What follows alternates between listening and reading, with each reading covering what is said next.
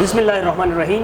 گلگت بلتستان کے انتخابات 2020 کے سلسلے میں دیکھتے رہو ٹی وی کے خصوصی ٹرانسمیشن کے ساتھ میں ہوں آپ کا میزبان فہیم اختر۔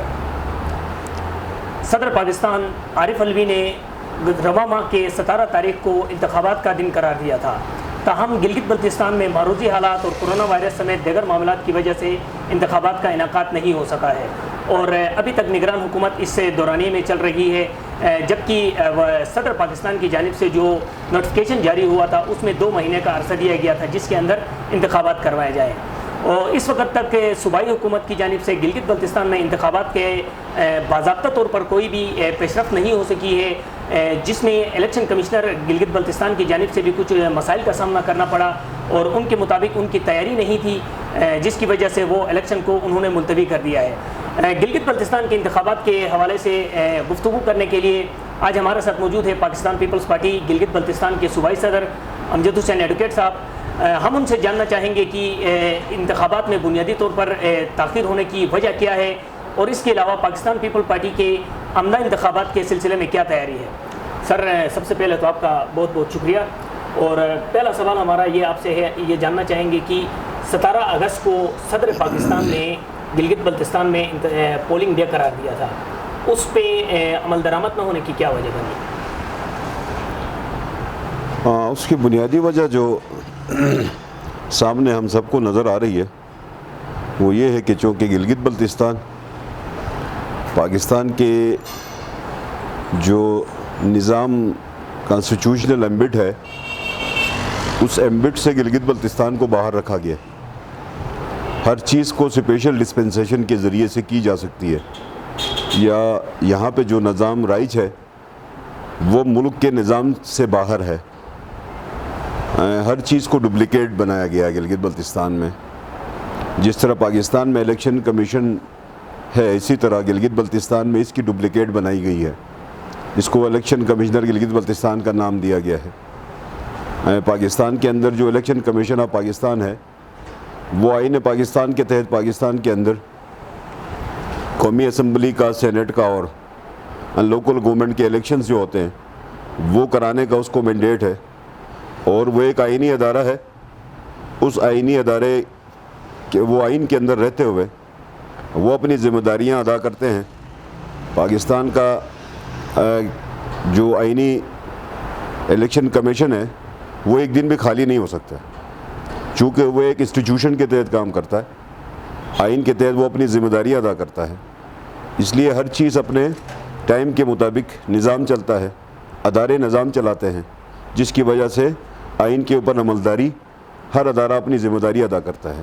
چونکہ گلگت بلتستان آئین کے ایمبٹ سے باہر ہے، ہر چیز یہاں پہ ڈپلیکیٹ ہے، ڈپلیکیٹ ہونے کی وجہ سے چونکہ یہاں کا کوئی ایمبٹ نہیں ہے، اس کا کوئی ریڈار نہیں ہے، اس کا کوئی دائرہ اختیار نہیں ہے، دائرہ کار نہیں ہے، تو گلگت بلتستان کے الیکشن ڈیلے ہونے کی بنیادی وجہ چونکہ الیکشن کمشنر گلگت بلتستان کی جو ٹینیور پچھلا الیکشن کمشنر تھا اس کا جب ٹینیور ختم ہوا تو اس کا ٹینیور ختم ہونے کے بعد نئی اپائنٹمنٹ کے لیے کوئی 2.5 سے 3 سال کا عرصہ لگا، جس کی وجہ سے الیکشن کمشنر جو کہ یہاں پہ جو تعینات ہوئے، پھر بدقسمتی یہ کہ جب اس کی اپائنٹمنٹ ہو گئی، اپائنٹمنٹ کے بعد الیکشن قانون گلگت بلتستان میں نافذ ہونے میں بھی 1.5 سال لگا، تو پھر الیکشن ڈیو ٹائم پہ کیسے ہو سکتا ہے؟ اس کی مطلب ہماری کوئی بھی گلگت بلتستان کے اندر کوئی بھی کام ٹائم پہ نہیں ہو سکتا ہے۔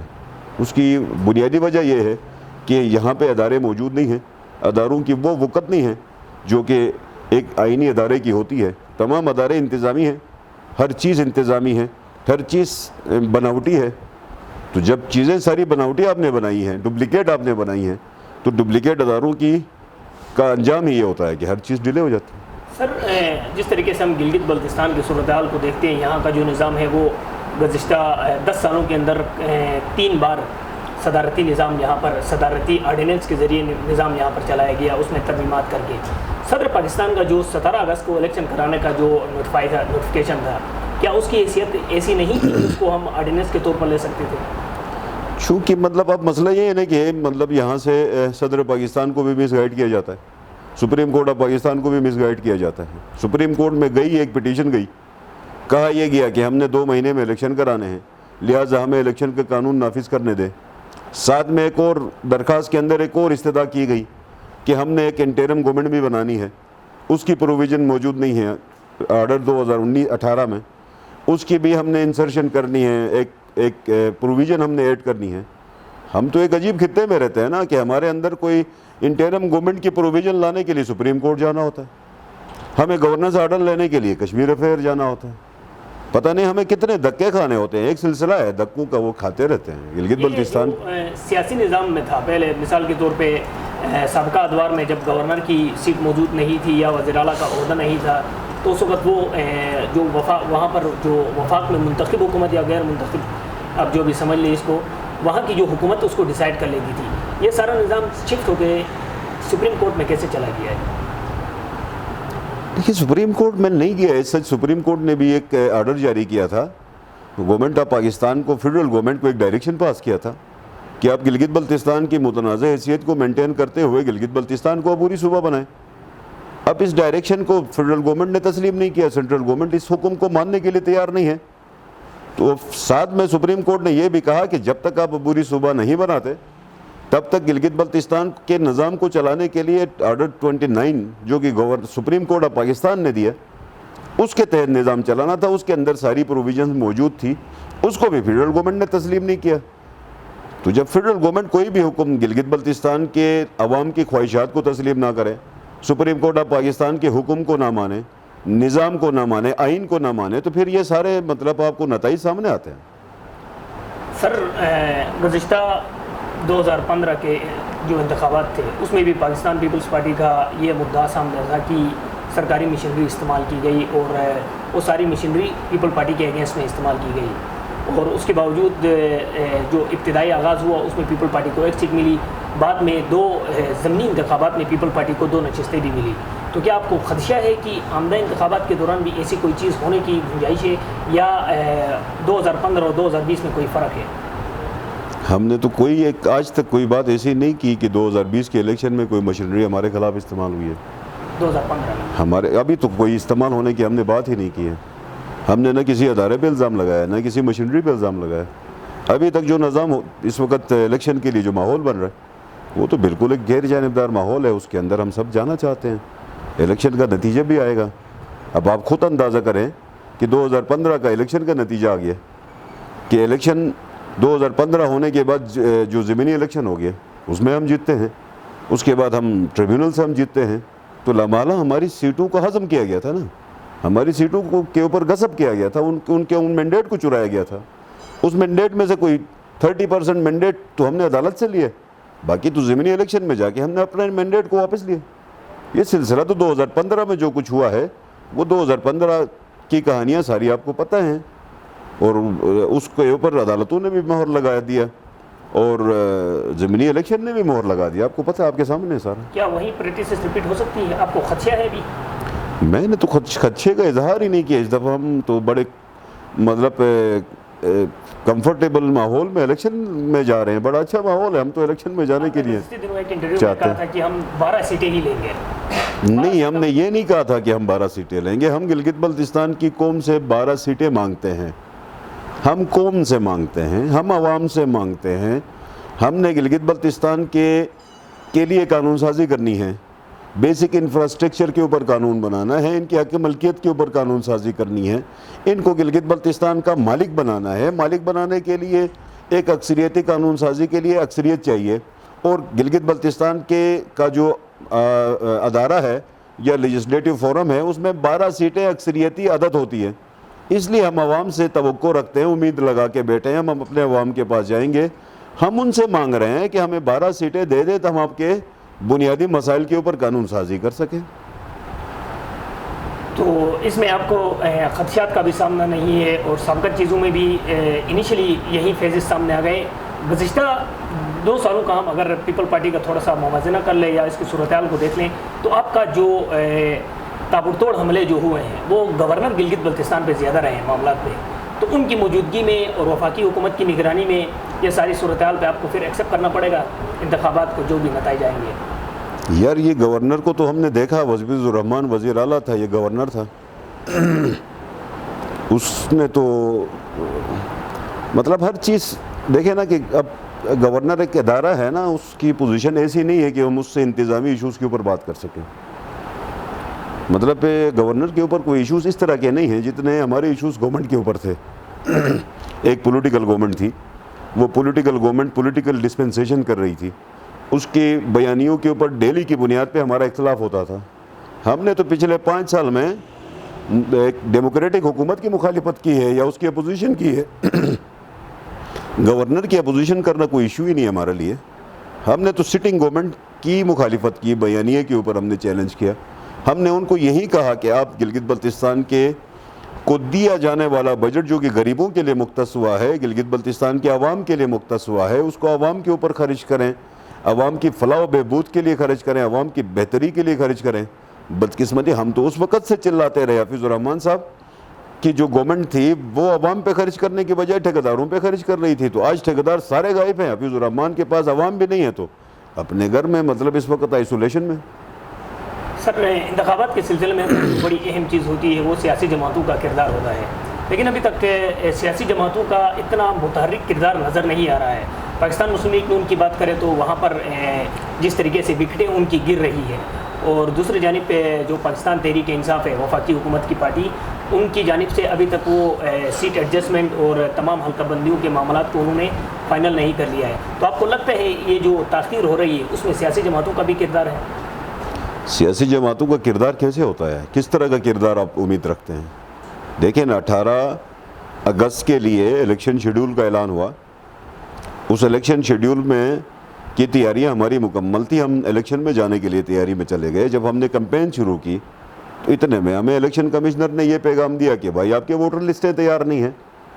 جب ووٹر لسٹیں تیار نہیں ہیں تو پھر الیکشن کمیشن نے اے پی سی بلائی. اے پی سی میں جا کے ہم نے کہا کہ آپ پرانے لسٹوں پہ کرا دیں, جو ایڈیشن ڈیلیشن کرنی ہے فردر کر دیں. ہم تو الیکشن ایک دن کی تاخیر کے بھی حامی نہیں تھے.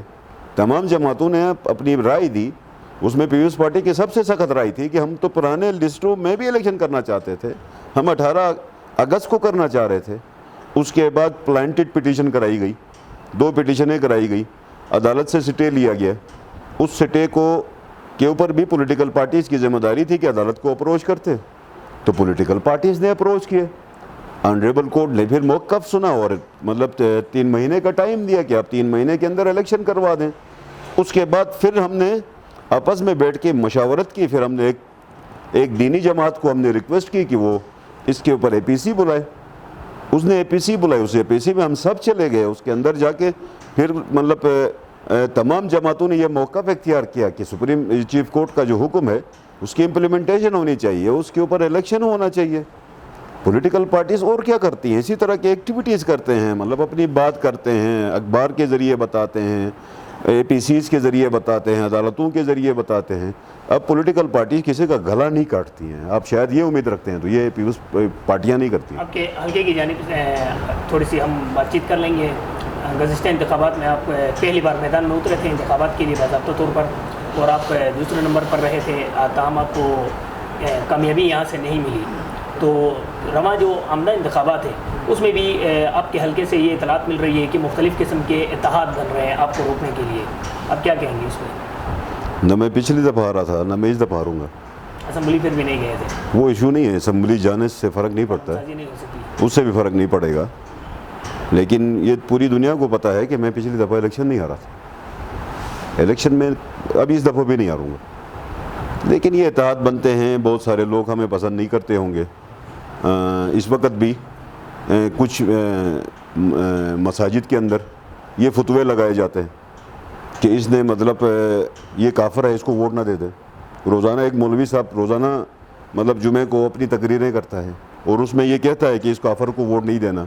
دوسری طرف سے ہمارے کچھ اور دوست ہیں جو ہمارے مطلب گلی کوچوں کے اندر یہ پروپیگنڈے کرتے ہیں کہ اس نے جلوس بند کرانا ہے, اس کو ووٹ نہ دے دیں. یہ سلسلہ ہے. اس طرح کے لوگوں کے ساتھ ہمیشہ ہماری مطلب یہ کہ پولیٹیکل یہ رائیولٹی ہے, وہ اس مطلب لامحالہ کوئی ہر پولیٹیکل پارٹی یا ہر گروپ اپنے مفادات کے لیے لوگوں کے پاس جاتے ہیں, اپنی بات کرتے ہیں. ہمیں ان سے گھلا بھی نہیں ہے. ہمارا ماضی بھی آپ کے سامنے ہے, ہمارا مستقبل بھی آپ کے سامنے ہے, ہمارا کردار بھی آپ کے سامنے ہے. ہم گلگت بلتستان کے اندر ایک کوہیرنس کا ماحول چاہتے ہیں, ایک ہم آہنگی کا ماحول چاہتے ہیں. ہم ایک مقصد کے لیے الیکشن لڑتے ہیں, محض ممبر بننے کے لیے الیکشن نہیں لڑتے, محض کسی عہدے پہ پہنچنے کے لیے الیکشن نہیں لڑتے ہیں. ہم تو اپنے بیانیے پہ الیکشن لڑتے ہیں. ہم تو کوشش کرتے ہیں کہ ایک بہترین ہم آہنگی کے ماحول کے لیے, چاہے اس میں سیٹ آئے یا نہ آئے, وہ ہمارے لیے کوئی ایشو نہیں ہے. سر یہ بیانیے میں آپ نے گزشتہ, آپ کو یاد ہوگا, اس میں آپ نے باقاعدہ طور پر اعلان کیا تھا کہ پیپل پارٹی متنازع حیثیت کے دفاع کے لیے تحریک چلائے گی. تاہم ان 2-3 سالوں کے اندر اس اعلان کے بعد یہ بیانیہ اور یہ تحریک نظر نہیں آ سکی. اس کی کیا وجہ ہے؟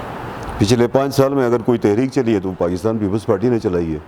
اس کی نقل کرنے کی بہت سارے لوگوں نے کوشش کی, بہت سارے ٹیموں نے, گروپوں نے اس ہماری نقل کرنے کی کوشش کی, وہ بھی ہم جانتے ہیں. لیکن چونکہ ہم نے بیانیہ دیا ہے, حق ملکیت اور حاکمیت کا بیانیہ دیا ہے. اب حق ملکیت اور حاکمیت کا بیانیہ گلگت بلتستان کے بچے بچے کو علم ہے. یہ ہماری کامیابی ہے. آج گلگت بلتستان کے کسی بھی گاؤں میں جا کے کوئی بھی آفیسر, کوئی بھی ادارہ ان سے زمین اٹھا نہیں سکتا. آپ کو پتہ ہے یہ طاقت پیپلز پارٹی نے دی ہے. یہ طاقت, یہ شعور, یہ پیپلز پارٹی نے کے منشور میں ہے یا پیپلز پارٹی کے بیانیے میں ہے. اور پاکستان پیپلز پارٹی کا ہی بیانیہ ہے کہ گلگت بلتستان کی مرجر ہوگی پاکستان کے آئین میں, اور پاکستان کے ساتھ اپنی متنازع حیثیت کو مینٹین کرتے ہوئے ہم پاکستان کے آئین میں جائیں گے اور مین سٹریم کے اندر چلے جائیں گے, اور متنازع حیثیت کو بھی مینٹین کریں گے اور اپنی ڈسپنسیشن بھی کریں گے, جو ہمارا رول ہے پاکستان کے مین سٹریم پولیٹکس کے اندر, گورنمنٹ کے اندر یا کسی اور ادارے کے اندر. جو ہماری ذمہ داریاں ہیں, اس خطے کے لوگوں کی بنیاد پہ جو ذمہ داریاں بنتی ہیں وہ ہمیں ملنی چاہیے, وہ ہمارا حق ہے. اس کے لیے ہم سٹرگل کرتے ہیں. 2 تو ججمنٹس آئی ہیں سپریم کورٹ آف پاکستان کی جو کہ پیپلز پارٹی کے بیانیے کو سپورٹ کرتی ہے. تو مطلب سرتاج عزیز صاحب کی رپورٹ ہم نے نہیں بنائی, مسلم لیگ نون کی گورنمنٹ نے بنائی, جو کہ پاکستان پیپلز پارٹی کے بیانیے کو سپورٹ کرتا ہے, ہمارے موقف کو سپورٹ کرتا ہے. پیپلز پارٹی کے بیانیے کے اوپر تو اس وقت جو ڈاکومنٹری ایویڈنس ہے یا ریفارمز کے اوپر جتنی رپورٹس ہیں 1974 سے آج تک, یا سپریم کورٹ کی 2 ججمنٹس, دونوں ججمنٹس, اور جتنی فیڈرل منسٹریل کمیٹیز بنی ہیں یا سرتاج عزیز صاحب کی کمیٹی کی رپورٹ ہے, وہ پاکستان پیپلز پارٹی کے موقف کی حمایت کرتی ہے. اور آپ کے سامنے ہے کہ مطلب وہی ٹریک ہے, وہی منزل ہے, اس پہ ہم قوم کو لے جانا چاہتے ہیں. ہم تو منزل بتاتے ہیں کہ اس منزل تک ہم نے پہنچانا ہے.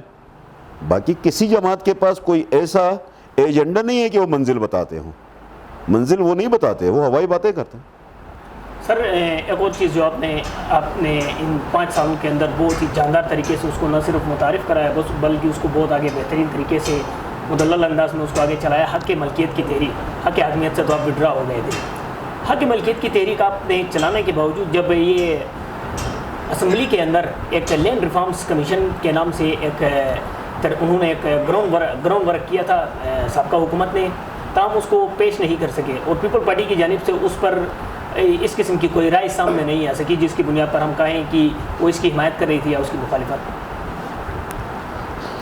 دیکھیں نا کہ ہم نے حاکمیت کو بھی کبھی سرنڈر نہیں کیا, سسپینڈ ضرور کیا جب نیشنل سیکیورٹی کمیٹی میں اتنی ہائپ بننے کے بعد گلگت بلتستان کی قوم کے جذبات مطلب جب ہائپ پہ آ گئے اور یہ امید لگی 5 اگست کے مودی کے ایکشن کے بعد گلگت بلتستان کی قوم نے یہ سوچا کہ گورنمنٹ آف پاکستان یا نیشنل سیکیورٹی کمیٹی کوئی ایسا ڈیسیجن کرے گی, غیرت مندانہ ڈیسیجن کرے گی, جس کی بنیاد پہ ہم اپنا سٹیٹس بھی حاصل کریں گے, اپنی ایکویشن کے اوپر بھی چلے جائیں گے, اور انٹرنیشنلی بھی ہم اپنے موقف کو درست کر سکیں گے کشمیر کے اوپر.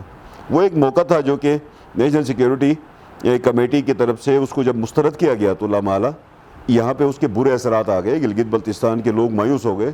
اس مایوسی کے عالم میں ہم نے یہی بات کی کہ بار بار اب نیشنل سیکیورٹی میں گلگت بلتستان کا ایشو کو لے کے جاتے ہیں, اب نے مایوسی کرانا ہے تو نیشنل سیکیورٹی میں نہ لے کے جائیں. اگر اس طرح کا سلسلہ ہے تو ہم اس کو مطلب ہم اگر سرنڈر کریں تو یہ پاکستان کے مفاد کے خلاف ہوگا کہ اس طرح کی بات نہیں ہے یہ. لیکن مطلب احتجاجاً ہم نے کہا کہ آپ نہیں دے سکتے, ایشوز کو ہائپ کو نہ بنائیں, معاملے کو ہائپ میں نہ لے جائیں. جب آپ لے کے جاتے ہیں تو اس کو میں پراگرس بھی ہونی چاہیے. دوسری طرف سے جو حق ملکیت کی جو آپ بات کرتے ہیں, یہ بہت بڑا کارنامہ ہوتا حفیظ الرحمان کا کہ وہ گلگت بلتستان کے لوگوں کے لیے حق ملکیت کے قانون کو اسمبلی سے پاس کرتا.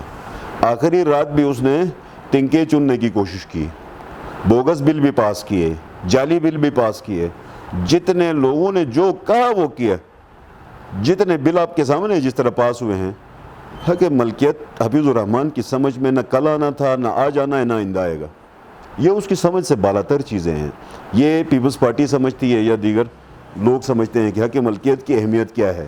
ہم حق ملکیت گلگت بلتستان کے غریب لوگوں کا حق ہے، اور حفیظ الرحمن کا گلگت بلتستان کے غریبوں سے کوئی واسطہ نہیں ہے۔ اس کا ٹھیکیداروں سے واسطہ تھا، اسی تک محدود رہا اور اپنے گھر گئے۔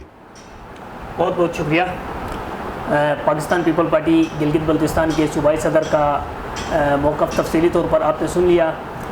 گلگت بلتستان میں انتخابات کے سلسلے میں دیکھتے رہو ٹی وی نے باقاعدہ ایک ٹرانسمیشن سسٹم کا آغاز کیا ہے، جس میں ہم تمام جماعتوں کے موقف کو سمجھنے کی کوشش کریں گے اور عوام کے سامنے رکھیں گے۔